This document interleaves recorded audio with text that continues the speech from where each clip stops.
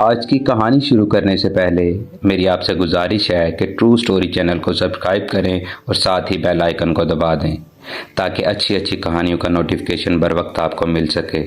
شکریہ۔ شک، میرا نام خالدہ ہے۔ میرا تعلق ایک اچھے خاندان سے ہے۔ میری شادی کو چند ہی ماہ گزرے تھے۔ میں اپنی شادی شدہ زندگی سے خوش تھی۔ ایک رات میں نے دیکھا کہ میرے شوہر رات کے وقت اٹھ کر کہیں چلے جاتے ہیں۔ مجھے بہت حیرانگی ہوئی۔ میں نے ان کا پیچھا کرنے کا فیصلہ کیا۔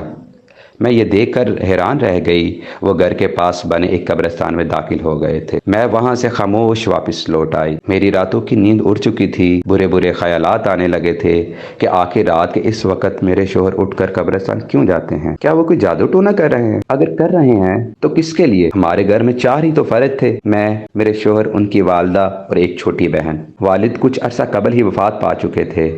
پھر میں نے اپنے شوہر پر نظر رکھنا شروع کی تو پتہ چلا کہ صرف جمعرات کے دن وہ قبرستان جاتے ہیں۔ یہ سب کئی ہفتوں تک چلتا رہا۔ میں چپ چاپ دیکھتی رہتی تھی، کبھی اتنی ہمت نہ کر سکی کہ اپنے شوہر سے پوچھ لوں کہ آپ قبرستان کیوں جاتے ہیں اور کیا کرنے جاتے ہیں۔ آخر بہت سوچ بچار کے بعد میں نے فیصلہ کیا کہ اس بار جب وہ قبرستان جائیں گے میں پیچھے ہی چلی جاؤں گی اور وہاں رک کر دیکھوں گی آخر کرتے کیا ہیں۔ جمعرات کا دن آیا۔ جب میرے شوہر کو یقین ہو گیا کہ میں سو چکی ہوں، وہ اٹھ کر چل دیے۔ کچھ دیر بعد میں دبے قدموں ان کے پیچھے چل دی۔ رات کے اس وقت یوں قبرستان کی طرف جاتے ہوئے میرا دل بری طرح سے خوف زدہ تھا۔ میرے شوہر قبرستان میں داخل ہو چکے تھے۔ میں بھی اندر چلی گئی اور ایک بڑے درخت کے پیچھے خود کو چھپا لیا۔ کیا دیکھتی ہوں کہ کچھ دیر بعد ایک عورت قبرستان میں داخل ہوئی۔ وہ سیدھی میرے شوہر کے پاس چلی آئی اور آتے ہی میرے شوہر کو گلے سے لگا لیا۔ یہ کیا ہو رہا ہے؟ آخر یہ عورت کون ہے؟ مجھ سے مزید برداشت نہیں ہو رہا تھا۔ مجھے دیکھ کر وہ دونوں حیران رہ گئے اور میرے شوہر نے پوچھا، خالدہ تم یہاں کیا کر رہی ہو؟ میں نے کہا، یہی آپ سے پوچھنا چاہتی ہوں کہ آپ یہاں کیا کر رہے ہیں۔ تب میرے شوہر نے بتایا،